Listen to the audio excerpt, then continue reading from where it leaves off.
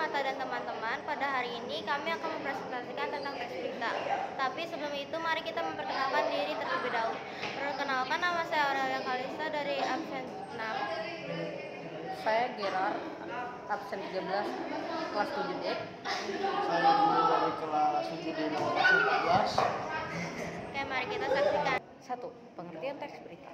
Teks berita adalah teks yang berfungsi untuk menyampaikan informasi tentang suatu peristiwa atau kejadian yang masih baru secara faktual dan akurat. Teks berita juga dapat diartikan sebagai laporan tentang fakta atau ide termasa yang dipilih staf redaksi suatu harian untuk disiarkan. 2. Ciri-ciri teks berita. 1. Menyampaikan informasi berupa peristiwa atau kejadian secara faktual atau berdasarkan fakta. 2. Inti informasi berupa jawaban atas pertanyaan apa, di mana, kapan, siapa, mengapa, dan bagaimana, atau bisa juga disingkat menjadi adiksiba. 3. Bersifat objektif dan tidak ada opini dari penulisnya. 4. Menggunakan kata penanda lampau atau telah terjadi. Misalnya kemarin, Sabtu lalu, baru-baru ini, dan sebagainya. 3. Struktur penulisan teks berita. Struktur teks berita ada judul berita, teras berita, tubuh berita, kaki berita. Judul berita. Judul merupakan identitas berita.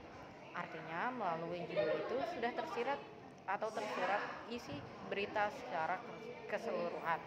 Oleh karena itu judul dalam berita sering dinamakan headline atau kepala berita sebagai identitas isi atau tubuh berita. Teks berita merupakan berita yang dalam dunia jurnalistik atau disebut lead. Pada bagian ini berisi jawaban yang atas pertanyaan apa, di mana, kapan, siapa, mengapa, dan bagaimana, atau aksi simba. Untuk itu di bagian inilah yang akan menjadi dicari oleh pembaca sebagai bagian terpentingnya berita. Tubuh berita. Tubuh berita merupakan penjelasan atau pemerincian atas teras berita. Pada bagian ini akan disajikan informasi lebih detail tentang apa, di mana, kapan, siapa, mengapa, dan bagaimana peristiwa itu terjadi. Kaki berita. Kaki berita biasanya hanya memuat informasi tambahan pada bagian ini. Biasanya berupa penegasan, bisa juga ajakan. Namun isinya tidak mengurangi isi secara keseluruhan. 4. Unsur kebahasaan teks berita dan berikan masing-masing contohnya.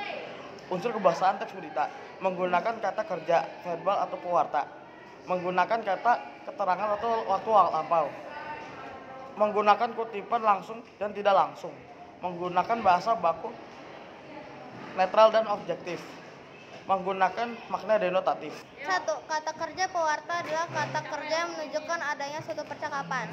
Contohnya disampaikan oleh, laporan, tutur, pungkas, atau pasalnya. 2. Karena berita dibuat berdasarkan suatu kejadian atau peristiwa yang sudah terjadi, penyajiannya menggunakan keterangan waktu lampau.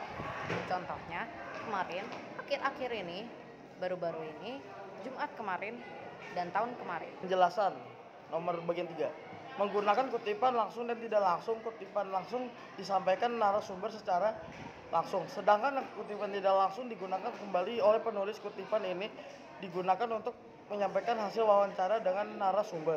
4. Menggunakan bahasa baku, netral, dan objektif. Bahasa tersebut juga dibuat singkat, padat, lugas, jelas, dan komunikatif. 5. Menggunakan makna denotatif untuk menghindari makna ambigu dan menimbulkan kesalahpahaman.